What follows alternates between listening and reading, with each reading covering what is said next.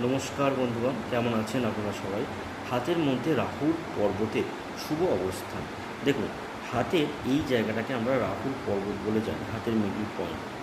এই রাহুর পর্বত যদি একটু বসা হয় এবং এই রাহুর পর্বতে জল দিলে যদি সেই জল মোটামুটিভাবে 30 সেকেন্ড মতো থাকে, তাহলে আমরা বলি যে সেই রাহু পর্বত শুভ।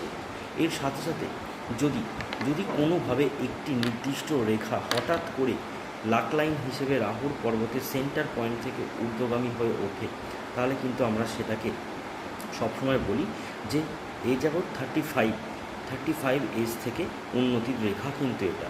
দেখুন, এখান থেকে চন্দ্র পর্বত থেকে একটা লাক লাইন তৈরি হয়েছে, এসে এখানে শেষ হয়েছে, তারপর আবার একটি রেখা এখান থেকে ঊর্ধ্বগামী হয়ে ওপর দিকে উঠেছে, সোজা শনি পর্বতের দিকে দেখছে।